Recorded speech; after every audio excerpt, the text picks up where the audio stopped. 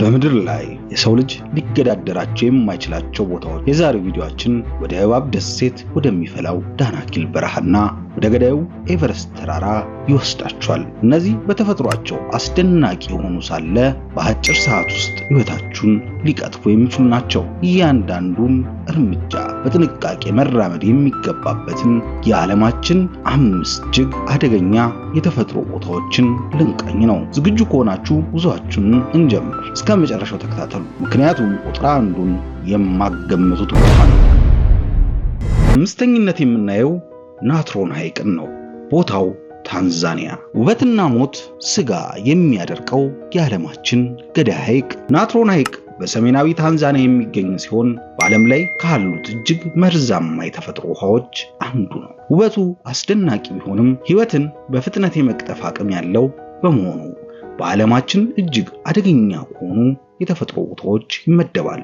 የሐይቁ ውሃ ከፍተኛ መጠን ያለው ሶዲየም ካርቦኔትና ሌሎች ማዕድናትን ይዟል። የፒኤች መጠኑ እስከ 10.5 ሊደርስ ይችላል። ይህ ደረጃ አልካላይ ፒኤች ስለሆነ የሰውና የእንስሳን ቆዳና ዓይን በፍጥነት ማቃጠልና ማቅለጥ ይችላል። በዚህ ሐይቅ ውስጥ የሞቱ እንስሳትና ወፎች ሰውነታቸው እንደ ድንጋይ ደርቆ በመቆየቱ የሐይቁን ገዳይነት በግልጽ ያሳያል። ሐይቁ በከፍተኛ ጨውና አልካላይ መጠን እንዲሁም ማይክሮ ኦርጋኒዝሞች ምክንያት ደማቅ ቀይ ወይም ሮዝ ቀለም ይኖረዋል። ይህ ከሞት ጋር የተያያዘ ውበት ዴድሊ ቢዩቲ የሚባል አስገራሚ ትዕይንት ይፈጥራል። በውሃው ዳርቻ የሚገኙ አንዳንድ ድንጋዮች የደረቁ የእንስሳትና የአዕዋፋት አስክሬኖች በሐይቁ ገዳይ ኬሚካል ባህሪ የተፈጠሩ ተፈጥሯዊ ሐውልቶች ናቸው። ሐይቁ ለሰው ልጅና ለአብዛኞቹ እንስሳት ገዳይ ቢሆንም በዓለም ላይ ለአደጋ የተጋለጡ ትንሹ ፍላሚንጎ ዋና መራቢያ ስፍራው ነው። ይህ ንጽጽር ሞትና ሕይወት በአንድ ስፍራ መኖራቸውን የሚያሳይ ነው። በአራተኝነት የምናየው የሞት ሸለቆ መገኛው አሜሪካ።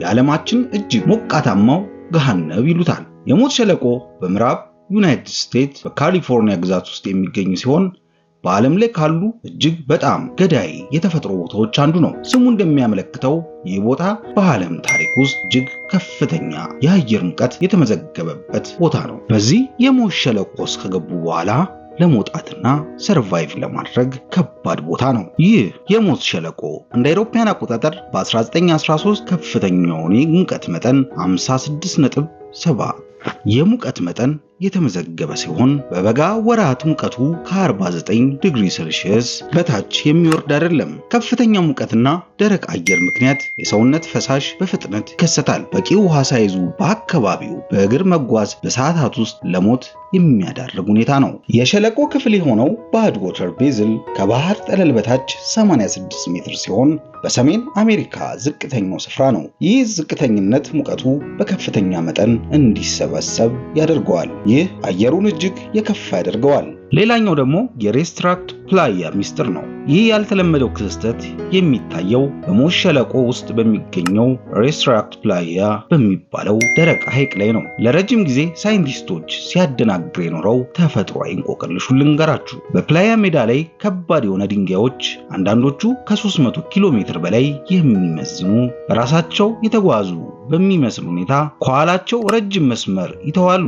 እነዚህ መስመሮች በድንገት አቅጣጫ ሲቀይሩ ወይም ሲዞሩ ይታያል። ነገር ግን ማንም ሰው እንቆቅልሻቸውን በዓይኑ አይቶ አያውቅም። ድንጋዮቹ ሲንቀሳቀሱ በቦታው ላይ የሰውም ሆነ የእንስሳ ምልክት የለም። ይህ እንቆቅልሹን ይበልጥ አሳሳቢ ያደርገው ነበረ። ታዲያ ለብዙ አስርት ዓመታት የቆየው ይህ ሚስጥር የተፈታው በቅርብ ጊዜ በተደረገ ሳይንሳዊ ጥናት ነው። ክስተቱ የሚፈጠረው አልፎ አልፎ በሌሊት የፕላያ ሜዳ ላይ ቀጭን የበረዶ ንብብር ሲፈጠር ነው። በረዶ መቅለስ ሲጀምር ሜዳው በውሃ ሲሞላ ኃይለኛ ነፋስ ይነፍሳል። ይህ ነፋስ ከኋላው በታች ያለውን ቀጭን የበረዶ ንጣፍ ይሰብረዋል። ንፋሱ እነዚህ የተሰባበሩ የበረዶ ቁርጥራጮችን ይገፋል። የበረዶ ቁርጥራጮቹ ከኋላው በታች ሆነው ድንጋዮቹን እየገፉ ወይም እንደ ሸራ ሆነው ድንጋዩን እያጓዙ በጭቃማው ወለል ላይ እንዲንሸራተቱ ያደርጋሉ። ድንጋዮቹ የሚንቀሳቀሱት እጅግ በጣም በዝግታ ነው፣ በሰዓት ጥቂት ሜትሮች። ለዚህ ነው ማንም ሰው በዓይኑ ማየት ያልቻለው። በሶስተኝነት የምናየው ኤቨረስት ተራራ ኔፓል፣ ቻይና። የዓለማችን ከፍተኛው ገዳይ የኤቨረስት ተራራ በዓለም ላይ ካሉ ከሁሉም ከፍተኛ ቦታዎች አንደኛው ነው። በተመሳሳይ ከሁሉም በላይ አደገኛ ከሆኑት የተፈጥሮ ቦታዎች አንዱ ተደርጎ ይወሰዳል። ስኬት የሚፈልጉ ጀብደኞች የሚፈታተን የቅዝቃዜ የሞት ቀጠና መኖሪያ ነው። ኤቨረስት ተራራ 26000 ጫማ ወይም 8 ሜትር ርዝማኔ አለው። እዚህ አካባቢ ያለው የኦክሲጅን መጠን ከመደበኛው ደረጃ 1/3 ያነሰ ነው። ሰውነት በዚህ ከፍታ ላይ በቂ ኦክሲጅን ማግኘት ስለማይችል ሕዋሳት መሞት ይጀምራሉ እና የአካል ክፍሎች ስራ ያቆማሉ። ስለዚህ በዚህ ቀጠና ያለ ማንኛውም ህይወት ያለው ነገር ስጋት ላይ ይሆናል። በጣም አሳሳቢ ነገሩ ደግሞ የሙቀት መጠኑ ወደ -60 ዲግሪ ሴልሺየስ እና ከዚያ በታች ሊወርድ ይችላል። ከባድ ነፋስና ውርጭ ለከፋ የሰውነት ቅዝቃዜ እና የሰውነት ክፍል መበላሸት በፍጥነት ይዳርጋል። ተራራው በተለይም እንደ ሁምቦ አይስ ፎል ባሉ አካባቢዎች ሁልጊዜ የሚለዋወጥ ሲሆን ድንገተኛ የበረዶ መውደቅና ሰፋፊ የበረዶ ስንጥቆች ለህይወት ከፍተኛ ስጋት ይፈጥራሉ። በኤቨረስት ተራራ ውስጥ በርካታ ሰዎች ህይወታቸውን አጥተዋል። ከዛም ባሻገር አስከሬናቸውም ሊነሳ አይችልም። በኤቨረስት ተራራ የሞት ቀጠና ውስጥ ከ8000 ሜትር በላይ ያለው እጅግ በጣም ቅዝቃዜና ዝቅተኛ እርጥበት የሟቾችን አካል እንዳይበሰብስ አድርጎ ዘላቂ ያደርገዋል። ይህ የበረዶ መቃብር ተራራው ምን ያህል ምሕረት የለሽ እንደሆነ ያሳያል። ከ8000 ሜትር በላይ የሞተን ሰው አስከሬን ማንሳት እጅግ በጣም አስቸጋሪ ነው። አደገኛና ውድ ዶላሮችን የሚጠይቅ ነው። የሄሊኮፕተር አገልግሎት የሚቻለው በአነስተኛ ከፍታ ላይ ብቻ ስለሆነ በሰዎች ኃይል ማውጣት እንኳን ቢሞከር ለአውጪ ቡድኑ ሌላ የህይወት ስጋት ይሆናል። ለዚህ ነው አብዛኞቹ አስከሬኖች በቦታው የቀሩትኝ። ታዲያ በዛ በሞት ቀጠና ውስጥ ሰዎች በኦክሲጅን እጥረት ምክንያት የሚደርስባቸው ቅዠት፣ ምክንያታዊ ያልሆነ ባህሪና የአእምሮ መዛባት የሚያሳዩ ታሪኮች በጣም አስደንጋጭ ናቸው። ሁለተኝነት የሚጠቀሰው የእባብ ደሴት ብራዚል፣ ገዳዩ ገነት። እቺ ትንሽ የባህር ዳርቻ ደሴት በሳኦ ፖሎ የባህር ጠረፍ ላይ የምትገኝ ሲሆን በዓለም ላይ እጅግ በጣም አደገኛ ተፈጥሮ ስፍራ በመባል ትታወቃለች። ወደ ደሴቲቷ መግባት በብራዚል መንግስት በፍጹም የተከለከለ ነው። ደሴቲቱ የዓለማችንን እጅግ በጣም መርዛማ ከሆኑ እባቦች አንዱ የሆነውን ጎልደን ላንሴት ቫይፐር ብቸኛ መኖሪያ ናት። በደሴቲቱ ላይ የእባቦች ቁጥር እጅግ በጣም ከፍተኛ ነው። በአንዳንዶች ግምት መሰረት በ1 ካሬ ሜትር ላይ እስከ 5 የሚደርሱ እባቦች ይገኛሉ።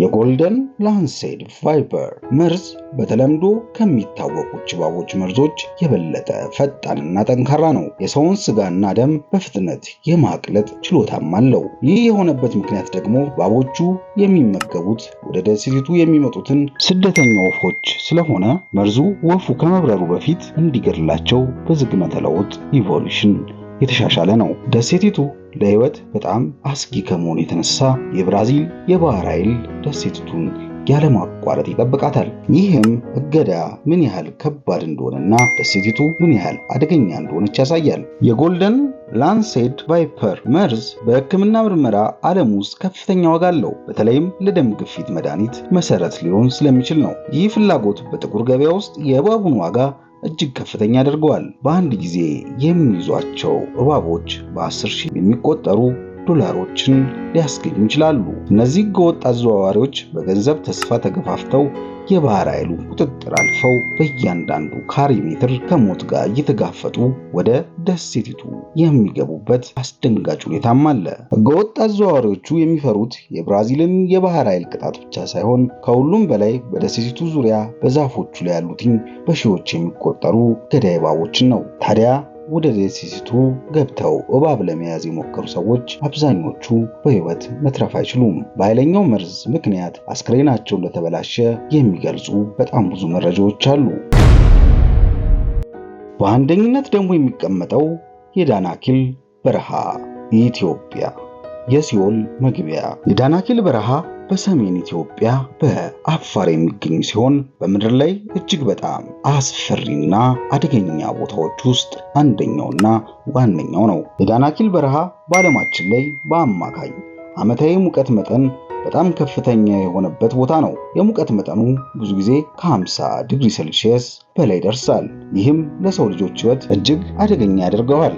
የበረሃው ክፍል በሆነው ዳሎል አካባቢ የእሳተ ገሞራ እንቅስቃሴ አለ። ከዚህም የሚመነጩ የሰልፈርና ሌሎች ማዕድናት መርዛማ ጋዞች የሚተነፍሱ ሲሆን የውሃ አካላትና የአፈር መሬቶች ደግሞ በከፍተኛ አሲዳማነትና ጨዋማነት የተሞሉ ናቸው። ዳናኪል የሚገኘው 3 የምድር ቅርፊቶች የሚለያዩበት የአፋር ትራያንግል ተብሎ የሚታወቀው አካባቢ ነው። ይህ ማለት ቦታው በተደጋጋሚ የመሬት መንቀጥቀጥና የእሳተ ገሞራ ፍንዳታ ስጋት ያለበት ነው። በሰልፈርና በተለያዩ ማዕድናት ምክንያት ደማቅ ቢጫ፣ አረንጓዴና ቀይ ቀለማት የያዘ መልክዓ ምድር ነው። ቦታው ከምድር ውጭ ያለ ዓለም የሚመስል በመሆኑ ተመልካቾችን ይስባል።